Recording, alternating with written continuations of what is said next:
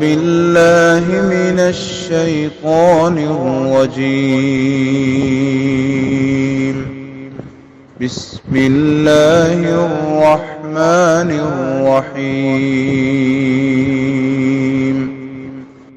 السلام علیکم ورحمۃ اللہ وبرکاتہ۔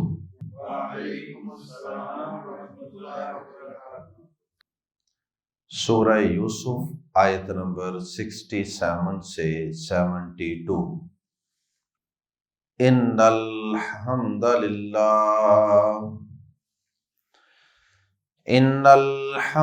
للہ والصلاة والسلام علی رسول اللہ اما بعد۔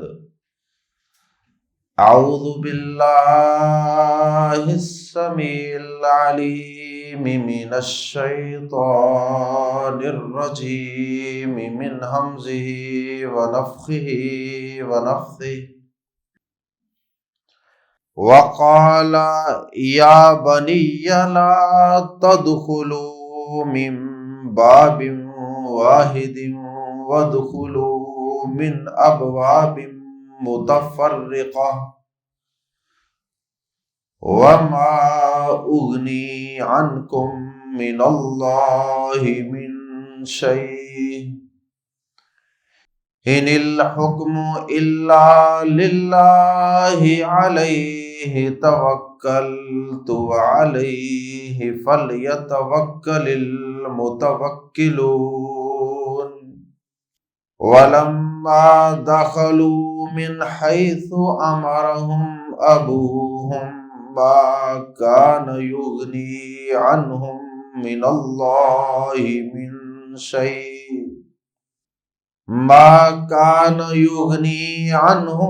الله من شيء إلا حاجة في نفس يعقوب قضاها وَإِنَّهُ لَذُو عِلْمٍ لِمَا عَلَّمْنَاهُ وَلَكِنَّ أَكْثَرَ النَّاسِ لَا يَعْلَمُونَ۔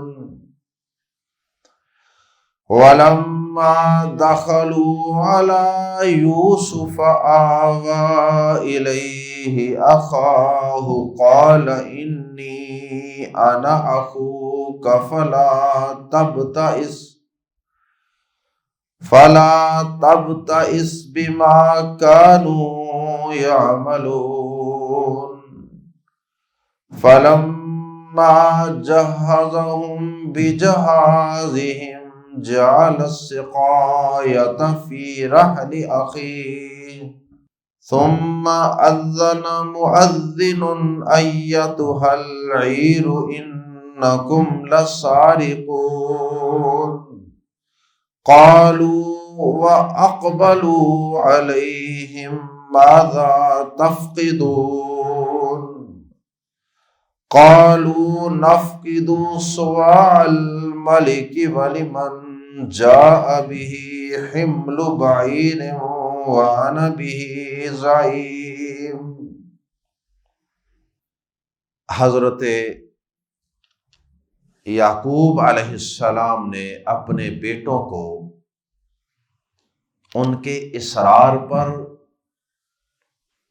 اور غلہ حاصل کرنے کی مجبوری پر اپنے چھوٹے بیٹے کے ساتھ یوسف علیہ السلام کے سگے بھائی کے ساتھ روانہ کر دیے۔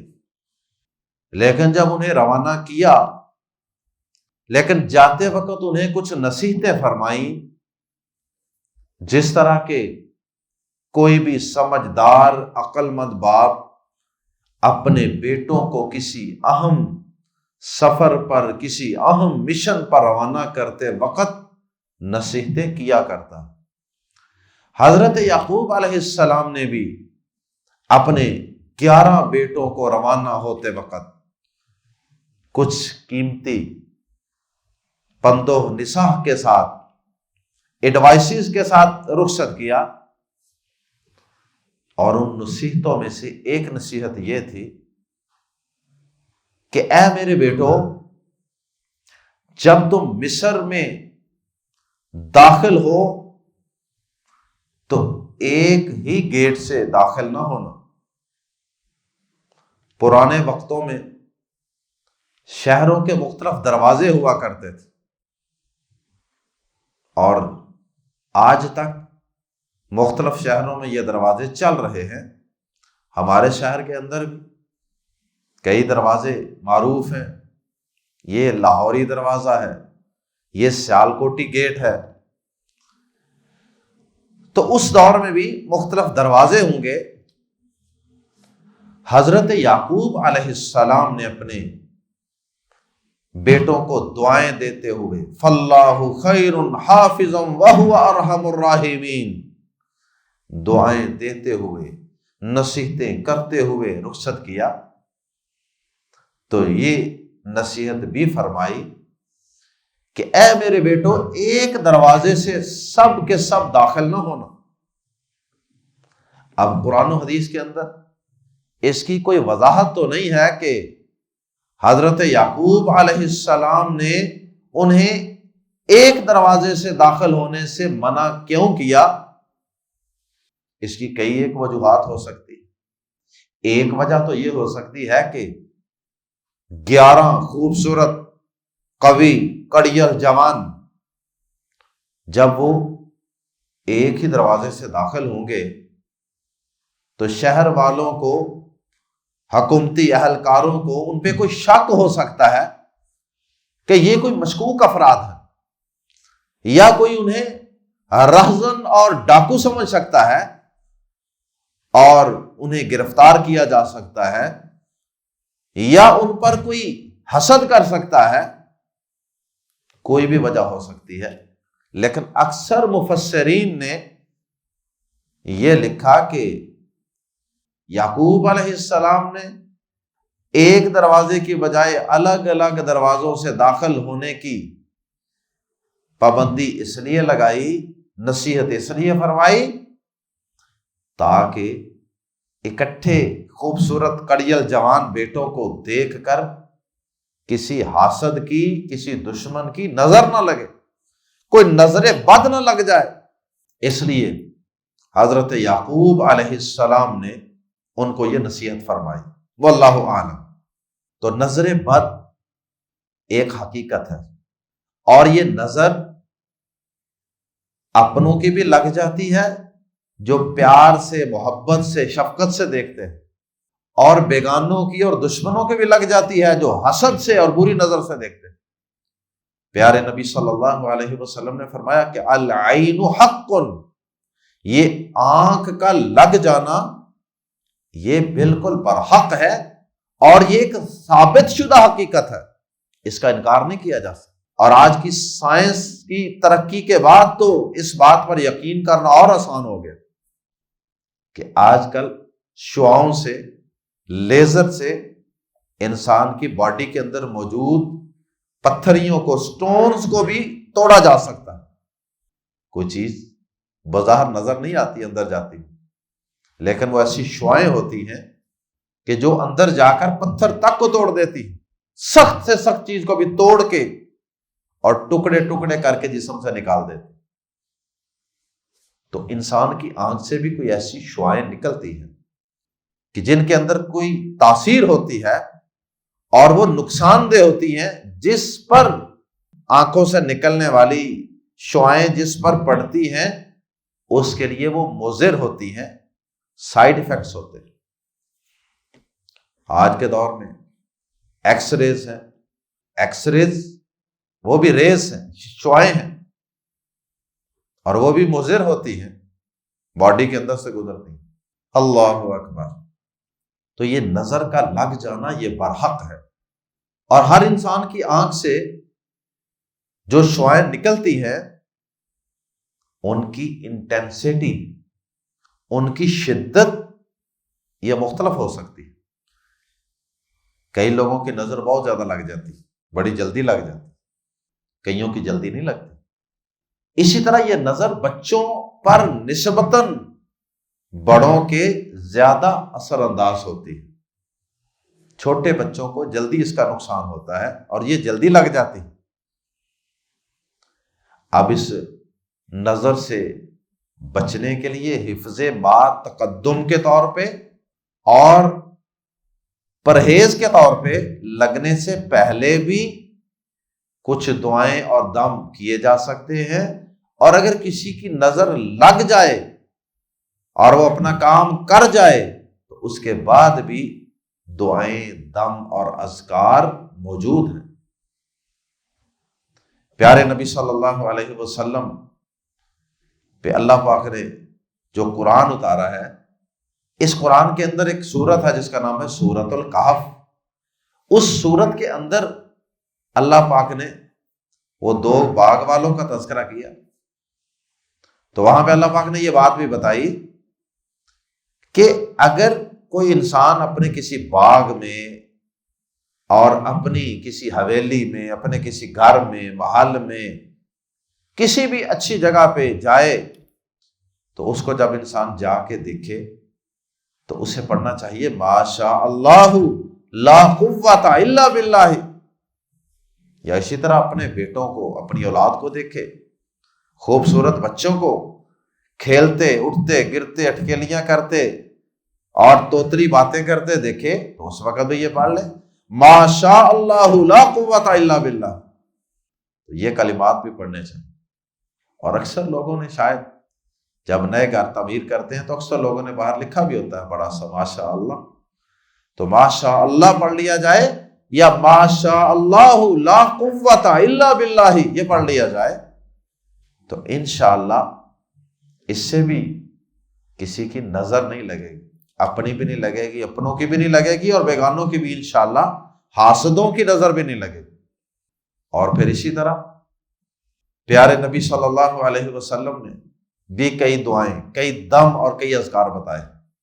پیارے نبی صلی اللہ علیہ وسلم کا فرمان گرامی ہے، آپ نے فرمایا کہ لا باس بالرقا ما لم یکن فیہ شرک، فرمایا کہ کسی بھی دم کو کرنے میں کوئی حرج نہیں ہے جب تک کہ اس دم میں شرک موجود نہ ہو۔ تو یہاں سے اہل علم نے یہ نقطہ اخذ کیا ہے کہ قرآن و حدیث کی کسی بھی آیت دعا کے ذریعے سے دم کیا جا سکتا ہے، کسی بھی مقصد کے حصول کے لیے کسی آیت کو، کسی دعا کو پڑھا جا سکتا ہے بشرطے کہ اس میں شرک والی کوئی بات نہ ہو۔ تو شرکیہ دم وہ ناجائز ہیں، حرام ہیں، البتہ جن میں شرک نہیں ہے وہ جائز ہے، تو دم کیے جا سکتے ہیں۔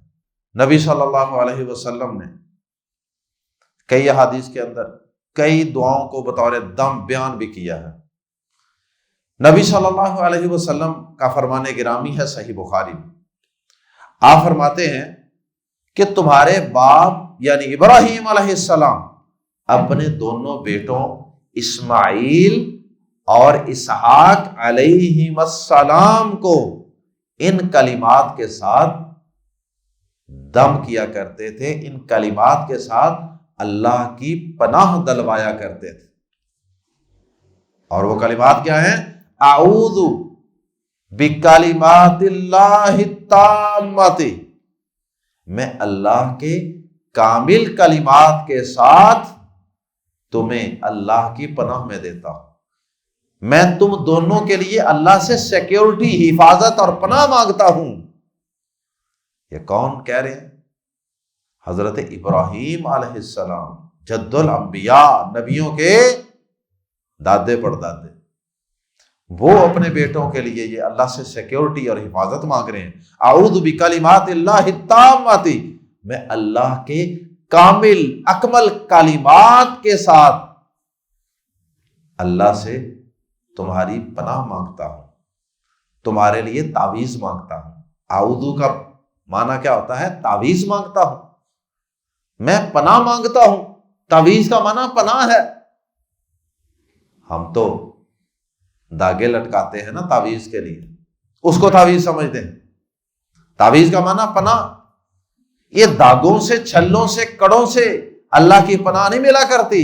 نہ پیارے نبی صلی اللہ علیہ وسلم نے ساری زندگی کبھی کسی بیمار کو، کسی مریض کو، کسی اولاد کو، اپنوں کو، بیگانوں کو، صحابہ کو، کسی کو بھی آپ نے کبھی ساری زندگی نہ کوئی داغا دم کر کے دیا، نہ کوئی داغے کی شکل میں، اور نہ کوئی لاکٹ کی، چھلے کی، کڑے کی شکل میں کوئی چیز دم کر کے لٹکانے اور پہننے کے لیے دی،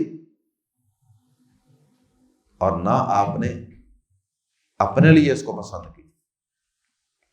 تو تعویذ، تعوذ، پناہ، حفاظت، سیکیورٹی، وہ اللہ کے کامل کلمات ہیں، دم ہیں، دم، آیات ہیں، دعائیں ہیں۔ اعوذ بکلمات اللہ التامات، میں اللہ کے کامل کلمات کے ساتھ تمہارے لیے اے میرے بیٹو اللہ سے تعویذ مانگتا ہوں، پناہ مانگتا ہوں، حفاظت و سیکیورٹی مانگتا ہوں۔ من کل شیطان، کن دشمنوں سے، کن نقصان دہ چیزوں سے پناہ مانگتا ہوں؟ خطرہ کہاں سے ہے؟ من کل شیطان، ہر شیطان سے۔ شیطان کے بھی کئی ایجنٹ ہیں، انسانوں میں بھی ہیں، جنوں میں بھی ہیں۔ من کل شیطان، ہر قسم کے شیطان سے۔ وہامت، اور ہر نقصان پہنچانے والے جانور، کیڑے مکوڑے کے شر سے۔ ومن کل عین لامت، اور ہر لگ جانے والی، ہٹ کر دینے والی نظر کے شر سے بھی میں تمہارے لیے اللہ کی پناہ مانگتا ہوں۔ تو ان کلمات میں بھی، اس دعا میں بھی نظر بد سے اپنے بچوں کو بچانے کے لیے بھی اللہ پاک سے التجا کی گئی ہے۔ اعوذ بکلمات اللہ التامات من کل شیطان وہامت ومن کل عین لامت۔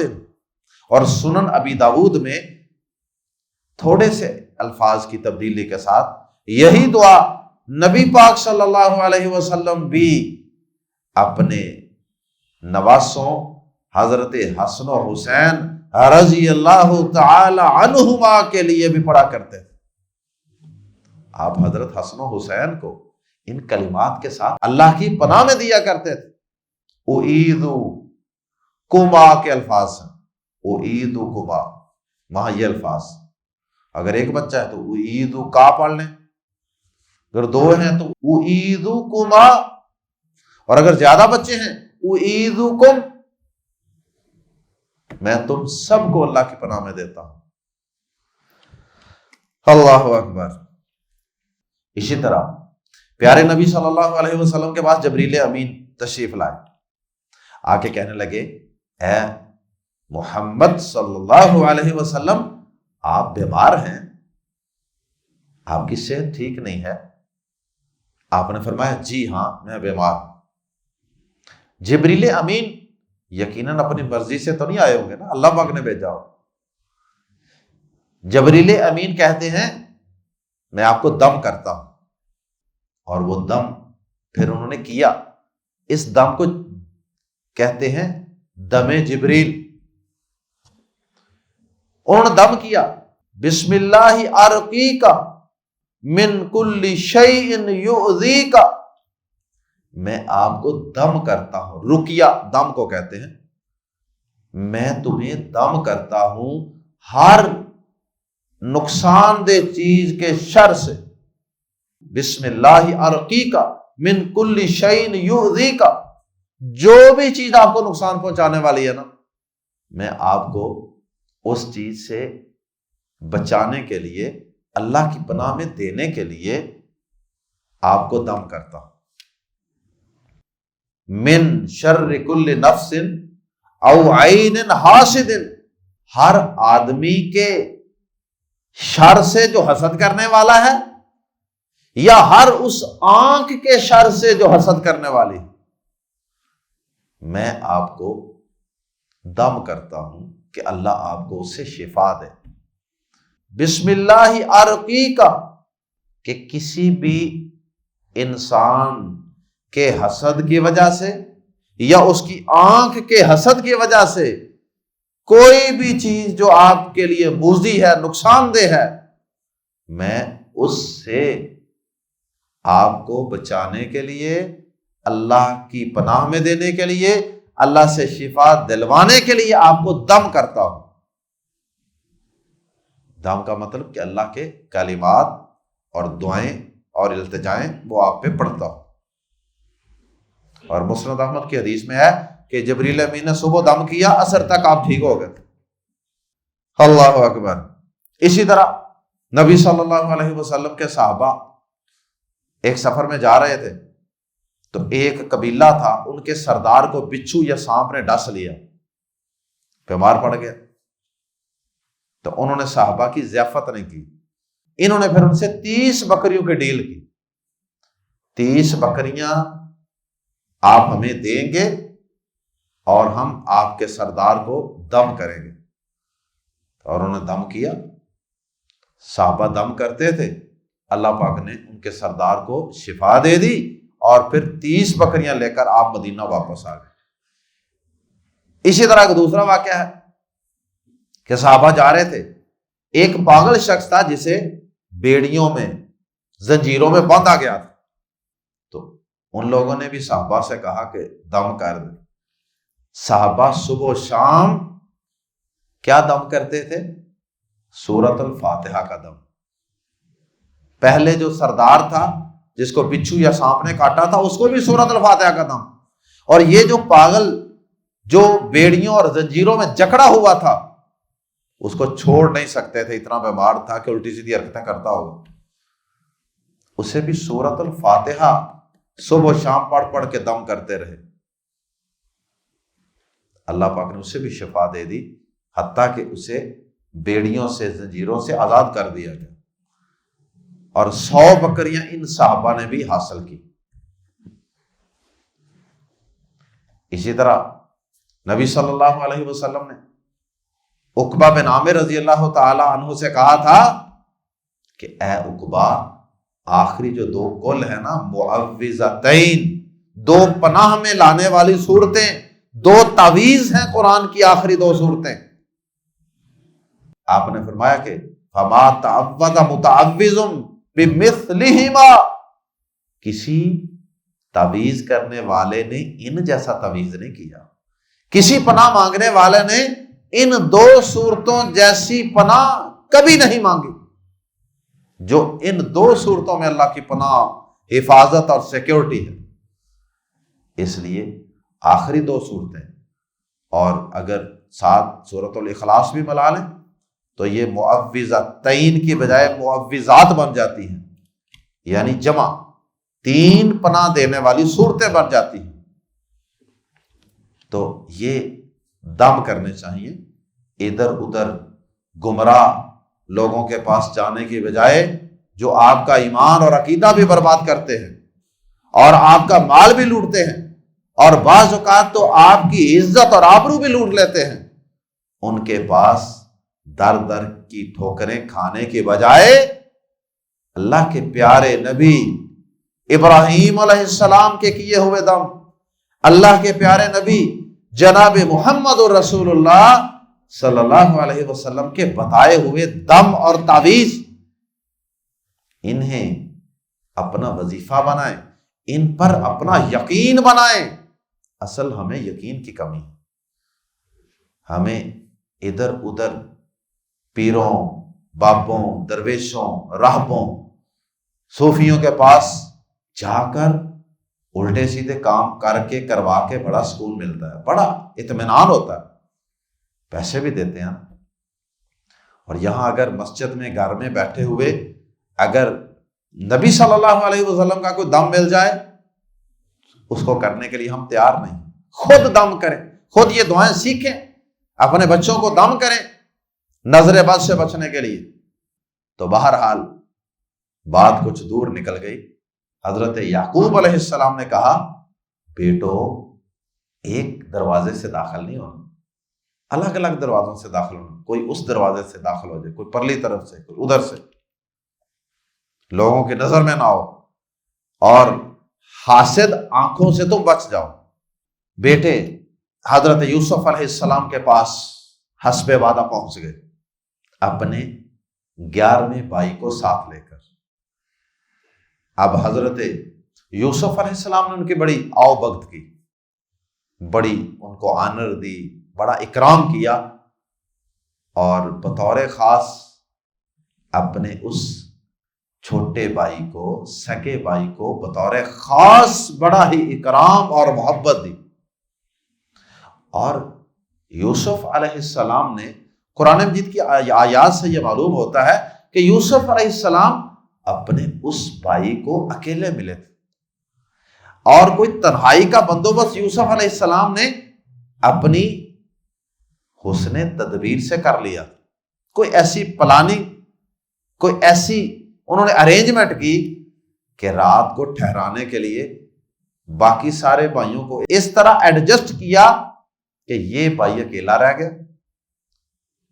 تو یوسف علیہ السلام نے پھر کہا ہوگا کہ اس کو میرے کمرے میں سلا دے، اور اس طرح یوسف علیہ السلام نے اپنے اس چھوٹے بھائی سے تنہائی میں ملاقات کا بندوبست کر لیا۔ اور جب دونوں بھائی اکٹھے ہوئے، یوسف علیہ السلام نے، کیا منظر ہوگا، کیا احساسات اور فیلنگز ہوں گی جب یوسف علیہ السلام نے اپنے بھائی کو بتا دیا کہ میں تمہارا بھائی یوسف ہوں، اور میرے ساتھ انہوں نے ایسے ایسے کیا تھا، مجھے کنویں میں پھینکا تھا، اور پھر میں کیسے کیسے بکتا بکاتا مصر آیا تھا، اور پھر مصر سے کیسے میں جیل میں گیا، اور پھر اس کے بعد کیسے کیسے اللہ پاک مجھے اس محل میں لے آیا۔ اور پھر یوسف علیہ السلام نے اپنے بھائی سے اپنے گھر کے حالات بھی پوچھے ہوں گے، تو یوسف علیہ السلام کے بھائی نے اپنے بھی غم شیئر کیے ہوں گے کہ یہ 10 بھائی جو ہے، انہوں نے بھائی جان آپ کے جانے کے بعد میرے ساتھ بھی کوئی اچھا سلوک نہیں کیا۔ اور پھر اپنے والد محترم یعقوب علیہ السلام کا حال احوال بھی یوسف علیہ السلام نے لازمی پوچھا ہوگا، اور پھر چھوٹے بھائی نے بتایا ہوگا ابا جی کی حالت، کیفیت، پریشانی، غم، دکھ، صدمے، سارا کچھ بتایا ہوگا۔ اور پھر دونوں بھائی تنہائی میں بیٹھ کے یقیناً روئے بھی ہوں گے، ہنسے بھی ہوں گے، گلے بھی لگے ہوں گے، اللہ اکبر، ساری باتیں شیئر کی ایک دوسرے سے۔ اس کے بعد جب کچھ دن رہنے کے بعد ان کے واپس جانے کا وقت ہوا، تو یوسف علیہ السلام نے جو ان کا شاہی پیالہ تھا، جو سونے یا چاندی کا کسی قیمتی چیز کا بنا ہوا تھا، تو اسی پیالے کو پینے کے لیے بھی استعمال کیا جاتا تھا، اس میں پانی یا دودھ وغیرہ بھی پیا جاتا تھا، اور اسی پیالے کو غلہ ماپ کر دینے کے لیے بھی استعمال کیا جاتا تھا، شاید یہ بتانے کے لیے کہ یہ غلہ بڑا قیمتی ہے۔ یہ قحط کے دنوں میں جو غلہ دیا جا رہا ہے نا، یہ عام ٹوپوں دڑوپوں سے نہیں دیا جا رہا، یہ سونے چاندی کے جواہرات کے قیمتی شاہی پیالے کے ساتھ ماپ کے دیا جا رہا۔ تو ذرا سوچ سمجھ کے خرچ کرنا، استعمال کرنا اس غلے کو، ضائع نہ کرنا۔ بہرحال یہاں پہ جو عام تفسیر ہے وہ ذرا کچھ اور کی جاتی ہے۔ جو عام تفسیر ہے اس کے اندر کچھ یوسف علیہ السلام کی ذات پہ کچھ اعتراضات پیدا ہو جاتے ہیں۔ عام جو تفسیر ہے اس کے مطابق یہی کہا جاتا ہے کہ یوسف علیہ السلام نے اپنے بھائی کے سامان میں پیالہ رکھوا کے خود ہی اعلان کروایا کہ اے قافلے والو تم چور ہو، اور پھر پیالہ برآمد کر کے اپنے بھائی کو رکھ لیا۔ اب ایک پیغمبر سے یہ توقع کیسے کی جا سکتی ہے کہ ایک پیغمبر کسی پر بلا وجہ چوری کا بہتان اور تہمت بھی لگا دے؟ اور اس کو بے عزت اور ذلیل بھی کر دیں۔ اس لیے اس کی زیادہ بہتر تفسیر یہ ہے جس سے یوسف علیہ السلام کی ذات پر کوئی حرف نہیں آتا، اور وہ بہتر تفسیر یہ ہے کہ حضرت یوسف علیہ السلام نے جس طرح پہلی دفعہ اپنے بھائیوں کے غلے میں ان کا سرمایہ بھی رکھوا دیا تھا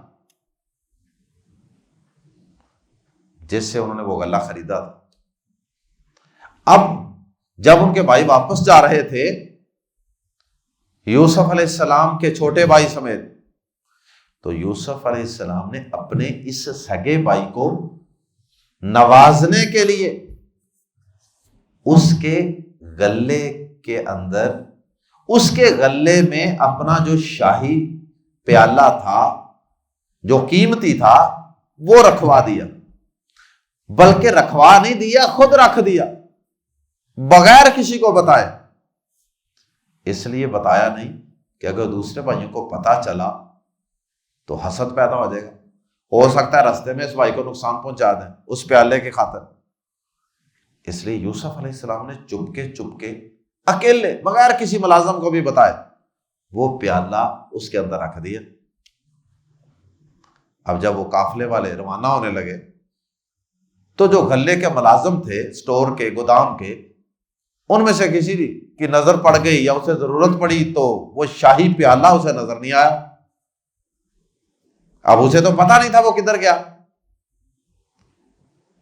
تو اس نے شور مچا دیا، قافلے والوں تم چور ہو، ہماری بڑی قیمتی چیز گم ہو گئی ہے۔ وہ سب متوجہ ہوئے، بھائی کیا ہوا، کیا گم ہوا تمہارا؟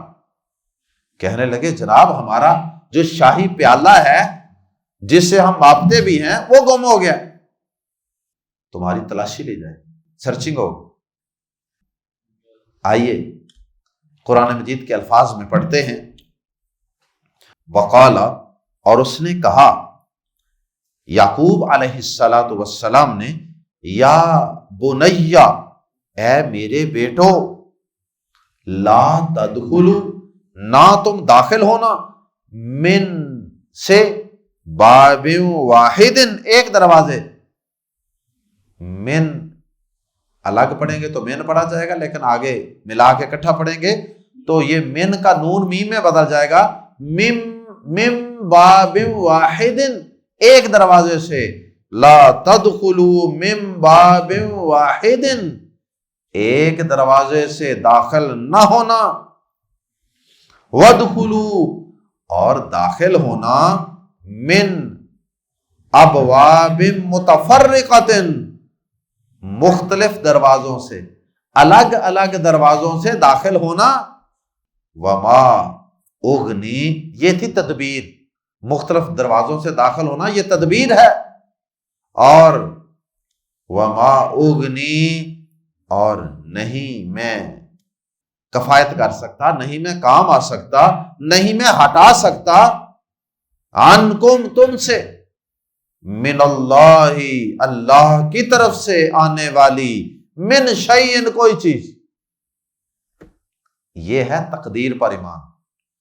پہلے جو کہا نا مختلف دروازوں سے داخل ہونا یہ تدبیر ہے، اور میں اللہ کی طرف سے آنے والی کسی آزمائش اور تکلیف سے تمہیں بچا اور ہٹا نہیں سکتا اپنی تدبیروں سے اور اپنی نصیحتوں سے۔ یہ ہے تقدیر پر ایمان۔ اور مومن ان دونوں چیزوں کو ساتھ ساتھ لے کے چلتا ہے۔ مومن نہ تو تدبیر اور حکمت عملی اختیار کرنے سے انکار کرتا ہے، اور نہ ہی اللہ کی تقدیر کا انکار کرتا ہے۔ دونوں چیزیں اکٹھی، تدبیر بھی کرنی ہے، امتحان سے پہلے پڑھائی بھی کرنی ہے، تیاری بھی کرنی ہے، دکان پہ سودا سلف سجا کے صاف ستھرا کر کے ٹائم پہ آ کے دکان کھول کے پانی کا چھڑکاؤ کر کے بھی بیٹھنا ہے، یہ تدبیر ہے۔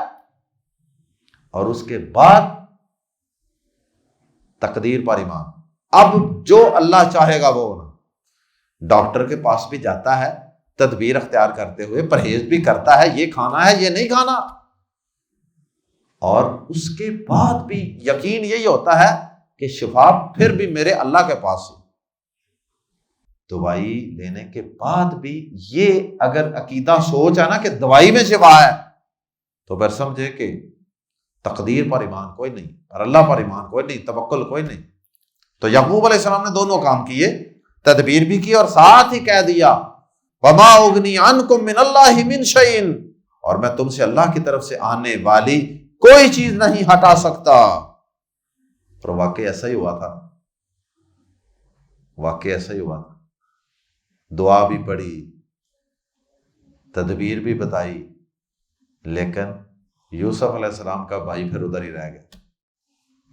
وقتی طور پہ پریشانی آئی، لیکن وہ الگ بات ہے کہ بعد میں اللہ پاک نے پریشانی دور کر دی اور دونوں بیٹوں سے ہی ملوا دیا۔ ان الحکم، ان نہیں، الحکم حکم، الا مگر، للہ اللہ کا، اللہ کے سوا کسی کا حکم نہیں۔ یہاں حکم سے مراد شرعی حکم نہیں، بلکہ قدری حکم، کونی حکم، یہ کائنات کے اندر جو نظام اللہ کے حکم سے سارا کچھ چل رہا ہے نا، وہ مراد ہے۔ علیہ توکلت، اسی پر میرا بھروسہ ہے، وعلیہ، اور اسی پر، فا پس اور لام لام امر ہے، لازم ہے، چاہیے کہ، فل پس لازم ہے، یا توکل کریں، بھروسہ کریں، اعتماد کریں، المتوکلون، بھروسہ کرنے والے۔ بھروسہ کرنے والوں کو اسی کی ذات پر بھروسہ رکھنا چاہیے، تدبیر کرنی چاہیے، لیکن بھروسہ تدبیر پر نہیں، تقدیر پر، اللہ کی طاقتوں پر۔ ولما، اور جب، داخلوا، وہ داخل ہوئے، من حیث، جہاں سے، ہمارا حکم دیا تھا، ہم انہیں، ابوہم، ان کے باپ نے، ویسے کیا انہوں نے، الگ الگ دروازوں سے داخل ہوئے۔ ما کانا، نہ تھا، یغنی، کفایت کر سکتا، اور اس کے بعد خصوصاً عن کی پریپوزیشن آ جائے تو پھر اس کا معنی ہٹا سکتا۔ یغنی، ما کانا یغنی عنہم، نہ تھا وہ ان سے ہٹا سکتا، من اللہ، اللہ کی طرف سے آنے والی، من شیء، کوئی چیز بھی، اللہ، یعنی یوسف علیہ السلام یہ نصیحت کر کے کہ مختلف دروازوں سے داخل ہونا، اس تدبیر کے ذریعے یعقوب علیہ السلام اللہ کی طرف سے آنے والی کسی آزمائش کو ہٹا نہیں سکتے تھے، اللہ، سوائے، حاجتن، ایک حاجت تھی، ایک خواہش تھی، فی نفس یعقوب، یعقوب علیہ السلام کے دل کی، دل میں، قضا، اس نے پوری کر لی، وہ قضا، جو اس نے پوری کر لی۔ یعقوب علیہ السلام کے دل میں ایک خواہش تھی کہ یہ تدبیر کرنی چاہیے، تو وہ تدبیر انہوں نے کر لی۔ اس کا یہ مطلب نہیں کہ اس تدبیر سے وہ اللہ کی طرف سے آنے والی کسی بھی تکلیف سے ہر صورت ہی بچا سکتے تھے، ایسا نہیں، لیکن اس کا یہ مطلب ہی نہیں ہے کہ تدبیر کرنی نہیں چاہیے، تدبیر کریں۔ وَإِنَّهُ، اور بے شک وہ، لام زبر لا، البتہ، ذو علم، بڑے علم والا تھا، علم نکرہ ہے، ترجمہ کر رہے ہیں بڑے علم، ذو علم، بڑے علم والا، لما، اس وجہ سے جو، علمنا، ہم نے سکھا رکھا تھا اسے۔ یہ بھی بتا دیا کہ یعقوب علیہ السلام کے پاس جو بڑا علم تھا نا، وہ بھی ہمارا ہی مرہون منت، ولیکن اکثر الناس لا یعلمون، اور لیکن اکثر لوگ نہیں جانتے۔ یہ جو حقائق بیان ہوئے ہیں یہ اکثر لوگ نہیں جانتے۔ ولما دخلوا، اور جب وہ داخل ہوئے، علی یوسف، یوسف علیہ السلام کے پاس، سارے بھائی مختلف دروازوں سے داخل ہو کر سارے محل میں پہنچ گئے، یوسف علیہ السلام کے پاس، آوا، تو اس نے پناہ دی، جگہ دی، الیہ، اپنے پاس، اخاہ، اپنے بھائی کو۔ سارے بھائیوں کو آرام کے لیے کمرے الاٹ کیے ہوں گے، کوئی ریسٹ ہاؤس ہوگا ان کا، لیکن پلاننگ اس طرح کی دو دو کو ایک ایک کمرہ یا پانچ پانچ کو ایک ایک کمرہ، آخر میں ایک اکیلا بچ گیا، چلو تم اس کمرے میں چلے جاؤ، وزارت خزانہ کے کمرے میں۔ یوسف علیہ السلام نے ان کو اپنے کمرے میں الگ سے سیٹ کر لیا، الاٹ کر دیا اپنا کمرہ، اس طرح دونوں بھائی اکٹھے ہو گئے۔ قال، کہا، انی، بے شک میں، آنا، میں، دو دفعہ میں ہے تو اس لیے ایک دفعہ میں اور ایک دفعہ ہی کا معنی، انی، آنا، بے شک، بلا شبہ میں ہی، اخو کا، تیرا بھائی ہوں۔ وہ جو تیرا بھائی گم ہوا تھا نا ایک، وہ میں ہی تیرا بھائی ہوں۔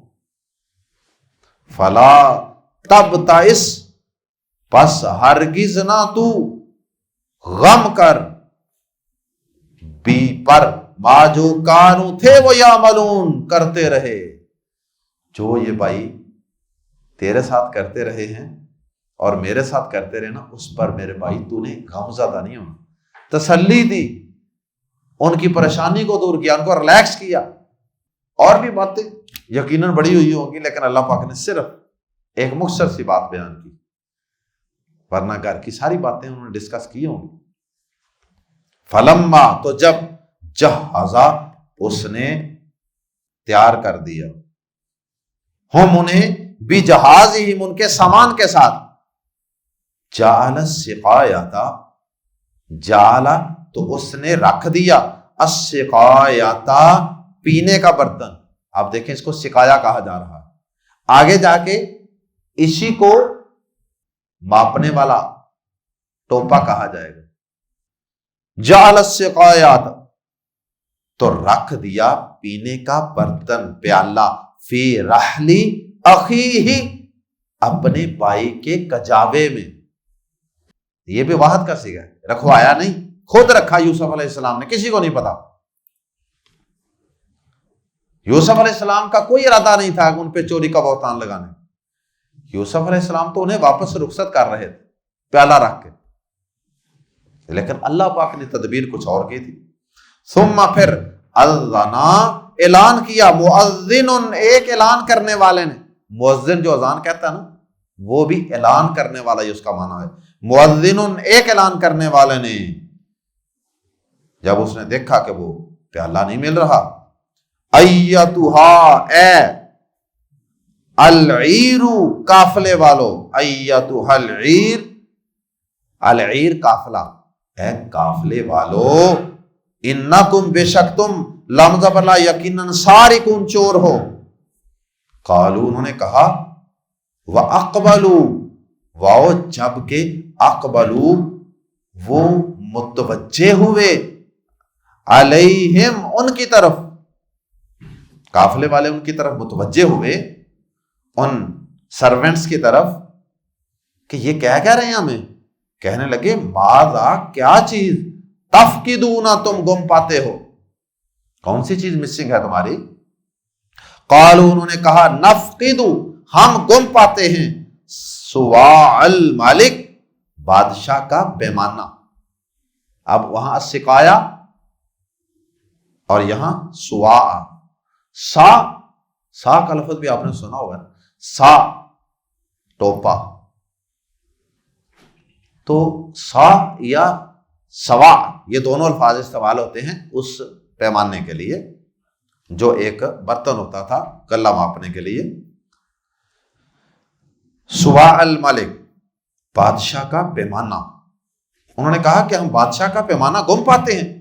وہ، اور، لیمن، لمز لی، کے لیے، من، جو، جا، لائے بھی اس پیمانے کو، حملو، بوجھ ہے، یعنی غلے کا بوجھ ہے، بعیرن، ایک اونٹ، ایک اونٹ کے اوپر جتنا غلہ آتا ہے نا اس کے کجاوے کے اندر، وہ ایک پیمانہ ہی ہو گیا نا، وہ بھی، وہ من آتا تھا، 2 من آتا تھا، 4 من آتا تھا، جتنا بھی۔ تو انہوں نے کہا، یعنی انعام کا بھی اعلان کیا ساتھ، کہ بھائی جو وہ پیالہ خود بخود لا کے دے دے گا نا، اسے اتنا غلہ اضافی دے دیا جائے۔ اب خود بخود کون دیتا؟ کسی کو پتہ ہی نہیں کہ میرے غلے کے اندر میرے سامان کے اندر وہ موجود ہے. وَأَنَا بِهِ زَعِيمٌ، اور میں اس کا ضامن ہوں. یعنی جس شخص نے یہ اعلان کیا نا، اس نے کہا بھائی میں ضامن ہوں، میں گارنٹی دیتا ہوں کہ جو یہ واپس کر دے گا اس کو اتنا غلہ میں دلواؤں گا. اللہ اکبر. اس کے بعد پھر وہ پیالہ کیسے نکلا اور پھر مزید ان کی کیا گفت و شنید ہوئی، یہ انشاءاللہ ساری باتیں پڑھیں گے آئندہ سبق میں. سبحانک اللہم و بحمدک اشہد ان لا الہ الا انت استغفرک و اتوب الیک.